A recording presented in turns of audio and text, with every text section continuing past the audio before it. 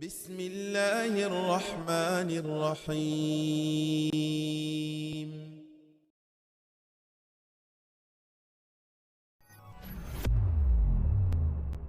بسم الله والحمد لله والصلاة والسلام على أشرف الأنبياء والمرسلين ومن تبعهم بإحسان إلى يوم الدين. Ассаламу алейкум ва рахматуллахи ва баракатух. Дорогие друзья, продолжим урок по книге Муаллим Сани. И сегодняшний у нас урок буквы с танвином.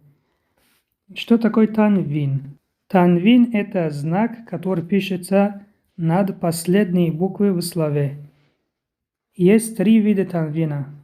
Вот это танвин фатха, читается ан. Это танвин касра, читается ин. А это танвин дамма, читается ун. Танвин заменяет два буквы. Смотрим, вот буква алиф и буква нун. Ан. Буква алиф и буква нун. Ин. Буква алиф и буква нун. Ун. Теперь читаем примеры. Ан, бан, тан, сан, джан, хан, хон, дан, зан, рон, зан, сан, шан, сон, дон, пон, вон, ан, гон, фан, قن كان لن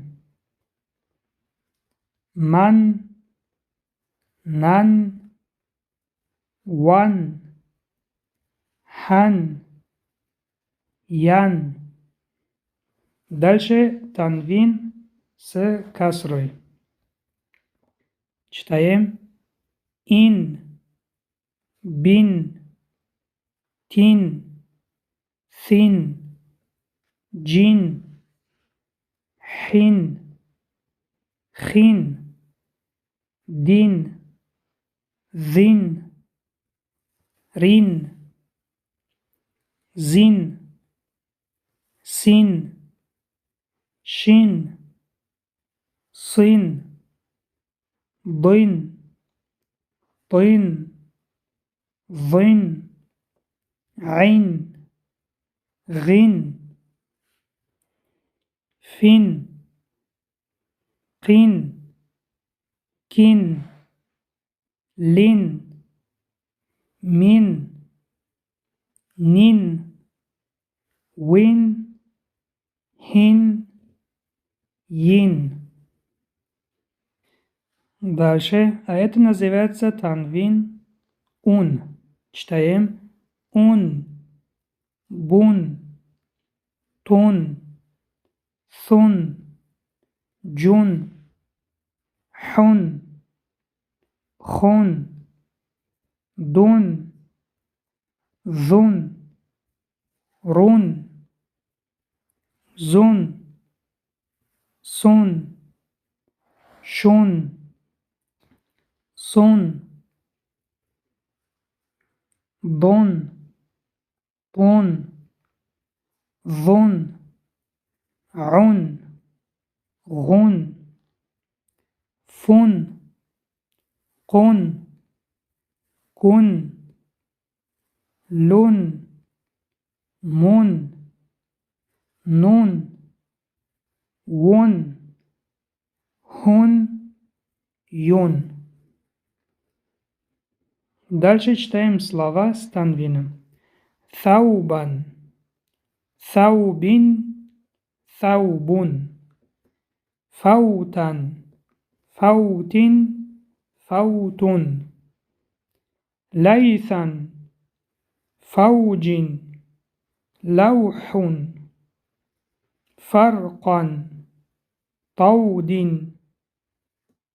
عوض, دورا, قوس قوس عرشا عرض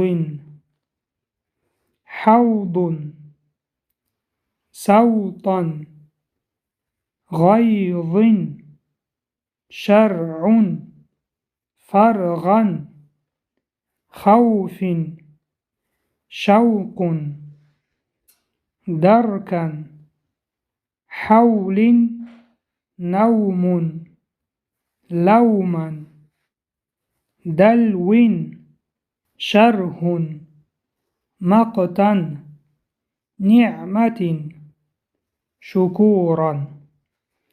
На этом урок заканчиваем. سبحانك اللهم وبحمدك نشهد أن لا إله إلا أنت نستغفرك ونتوب إليك. السلام عليكم ورحمة الله وبركاته.